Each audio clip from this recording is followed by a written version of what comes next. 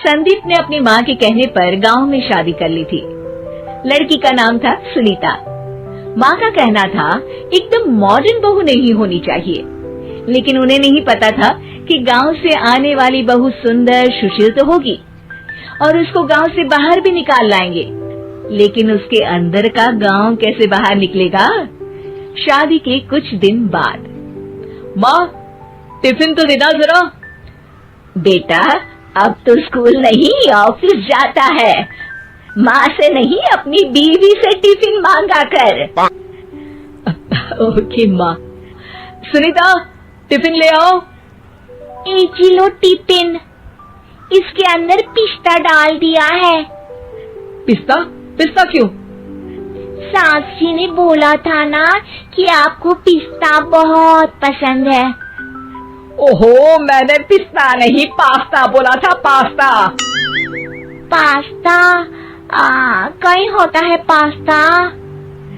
अरे बेटी तू रहने दे, मैं बना दूंगी। अच्छा किया कि पाव भाजी बनाने का नहीं बोला, वरना किसी के पाव बना देती है। सुनीता को बुरा लगता है, लेकिन उसकी नादान हरकतें कम नहीं होती। ऐसे ही एक दिन, अरे तुमने ये क्या लगाया है? अरे आप वो फूस फूस करके लगाते हैं ना, वही। दियो? का दियो? किसको दियो? अरे वही ना जिससे खुशबू आती है। हाँ हाँ सही पकड़े हैं। अच्छा लेकर तो आना। कौन सा डियो लगाया तुमने? अभी लेकर आते हैं जी। संदीप की बात मानकर सुनीता अंदर से खुशबू वाला फुसफुस लेकर आती है। OMG! OMG मतलब ओ माय गणेश ना। अरे OMG छोड़ो, और ये खुशबू वाला फुसफुस की बात कर रही थी तुम? हाँ इसी की, फिर से सही पकड़े हैं। अरे देवी, लेकिन आप सही नहीं पकड़े हैं, ये डियो नहीं है। डियो नहीं है तो क्या लियो है?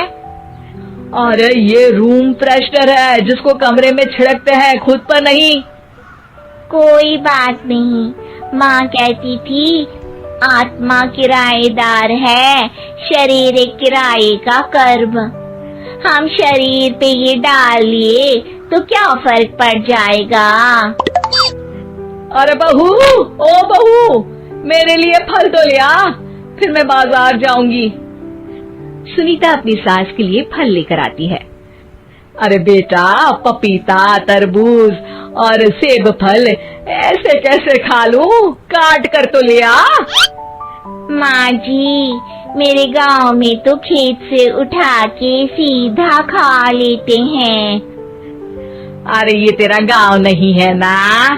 अरे संदीप, तू ही कुछ समझा देना इसको बेटा। मैं कैसे समझाऊं माँ, ये तो माइक्रोवेव को भी भट्टी बोलती है। कल मैंने बोला हाय कैसी हो, तो बोलती है किसी को हाय नहीं लगानी चाहिए। अरे सुनीता, तेरा क्या होगा? अभी तो कैसे बताऊं माँ जी, अभी हम कुछ करेंगे फिर पता चलेगा क्या होगा, लड़का या लड़की। हे भगवान, कहाँ से आ गई ये? रामपुर से जी, आप ही तो लेकर आए थे मुझे।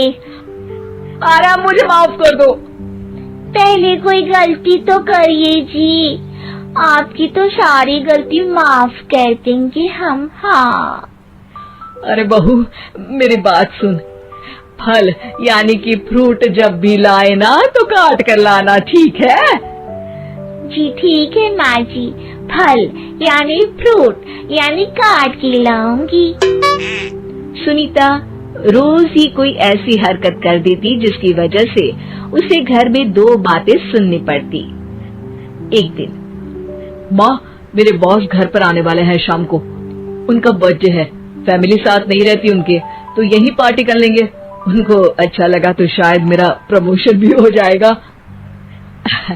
मैं ना फ्रूट केक लाकर फ्रिज में रख दूंगी और तेरे साथ आज खाना मैं बनाऊंगी, ताकि जब साहब आए तो खाने में कोई गड़बड़ ना हो। शाम को जब सारी तैयारियां हो जाती है, संदीप के साथ बड़े साहब भी घर आते हैं। फ्रूट केक तो ले आना बहू, फिर खाना खाएंगे। अरे इस सब की क्या जरूरत थी, आपने बुलाया वही काफी है।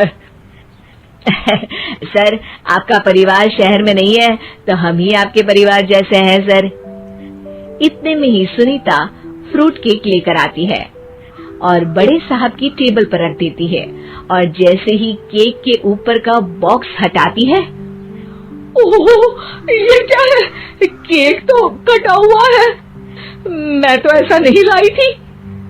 आप मुझे शाबाशी दे सकती है माँ जी, मैंने ही केक काट दिया। आपने कहा था ना, फल यानी फ्रूट यानी हमेशा काट के लाना, तो फ्रूट केक भी तो फ्रूट ही है ना, तो मैंने पहले ही काट लिया। हूँ ना मैं समझदार। अरे बहू, ये क्या किया? केक हमेशा वही काटता है जिसका जन्मदिन होता है। तुझे एक बात भी समझ नहीं आती, एक नंबर की बेवकूफ है। पूरा माहौल बिगड़ चुका था। संदीप को लगने लगा था कि साहब उसे प्रमोशन तो दूर की बात है, कहीं डिमोशन ना दे दे, लेकिन साहब बीच में ही बोल पड़ते हैं। अरे कोई बात नहीं, ये इनकी बेवकूफी नहीं है, इनका भोलापन है। बेटा आप कहाँ से हो? रामपुर गांव से। अरे वाह, गांव से? फिर तो आपके गांव में ताजे फल और सब्जियां मिलते होंगे। हाँ, सही पकड़े हैं, हम तो काटते भी नहीं, सीधा खा लेते हैं। मैं ना एक बार तुम्हारे गांव घूमने जरूर चलूंगा। क्यों संदीप, ले चलोगे ना?